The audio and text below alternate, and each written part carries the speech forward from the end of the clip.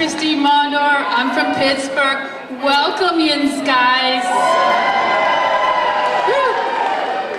All right, so I'm going to talk about designing the invisible tonight. All right, so if I were going to give you the coolest phone ever, right, it has all these great things, would you like it? Yeah. But what if you were the only one with a cell phone? Would you like it? No, right? Okay, so what if I were to give you the best bike lane ever? It would be like protected and everything. Would you like it? Yeah, but it's not connected to anything. You guys would still like that. That's okay. You're transit nerds. You'd like it. So we design the invisible and we design the visible, right? So like we think we design the visible, but we actually design the invisible too. We design the environment that connects people, ideas, and resources, and we design the systems of exchange. So that sounds a little serious, but it's not that serious, because this story begins over a beer in Millvale. Woo! And I'm thinking about these funky, cool buildings that are kind of tall brick buildings, and they sit perched on the slope, and I'm wondering what they are, and it turns out they're breweries. Cool. They're breweries, and if you had a Penn Pilsner, you drank from the one that's coming up in the middle, because that's where it's made. So it's a diagram of making beer. You start at the top with the stuff, you drip it down, you stick it into the hillside to cool it off in the bottom, and that's what it's there for. But it's there because they were all connected to streams. And those streams are all underground now, so we don't see that form logic anymore. It's an invisible relationship that shaped our city, and we don't see it anymore. I know, so what other invisible relationships are out there that we don't see anymore? Yinz all walked down Penn and Liberty Avenue when you went to the opening reception, and you walked past buildings like this, and this used to be a warehouse where they stored stuff on the upper floors, and the bottom floor was the place of exchange. That was the storefront. And that's what makes this really fantastic city fabric that we have now, places of exchange like that. So you probably may have gone to the Strip District, maybe? So if you were in the Strip District, you were part of a really interesting place of exchange. This is a map of the Strip District, and everything was organized by scale. Big stuff by the river, big railroads, spurs of railroads, working our way down, little warehouses, and finally, Penn Avenue, the place where all the honky-tonk is today, is this small little fabric where all that big stuff got broken down and came down to Penn Avenue, and that's where you bought stuff.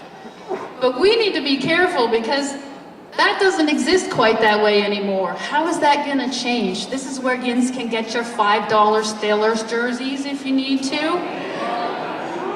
So when we start putting up, oh please, seriously? You're gonna come here and do that? No. All right, so this is kind of cool. I'm gonna go through this one quickly. This is an old storefront that got torn down, got plastered onto a podium building. It's like super poetic because Warby Parker is an internet-based business that now has a storefront, so sometimes our buildings resemble our businesses. And this is an example of a place of exchange that just doesn't make sense. This is where you pick up your groceries. I'm not sure that that's convenient or attractive. We gotta figure these places of exchange out. So there's lots of conversation here about AV, and you guys are probably sick of thinking about AV, right? No more AV. But that's a thing that's kind of like the curbside pickup. We don't quite have it figured out yet, and we don't know what it's gonna become. We don't know what it is yet. But we do know that it's gonna affect these places that we love in this city. We know that it's going to affect these networks of moving products and people, and we know that it's going to create new kinds of building types, and we have to figure that out. But we have to be willing to make places that are resilient and can become something else. Because that's what the great thing about our city is, it became something else once it stopped being what it once was. So, waiting for the next one.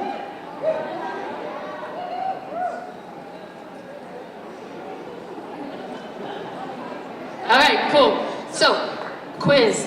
There's a place in Pittsburgh where you can get almost anywhere in the world, across the nation, across the region, across the city.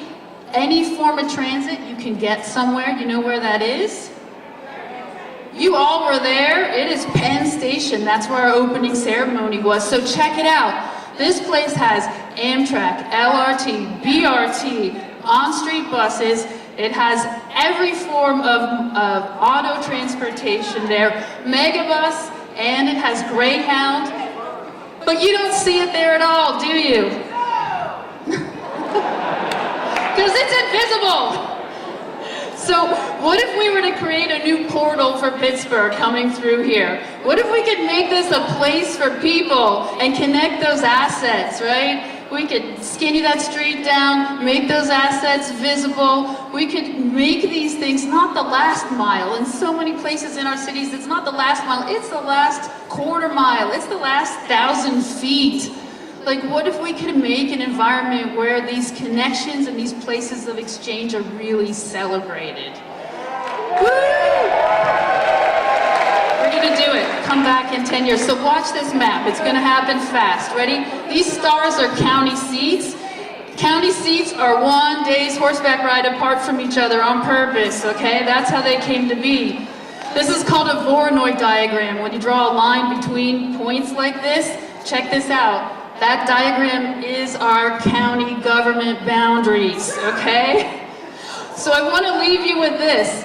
As you're leaving and going back to your places, consider that your stuff has legacy, because when those transportation designers designed those county seats, little did they know that our 21st century form of government would be based on a 17th century form of transportation. Your projects might have that legacy, so design well.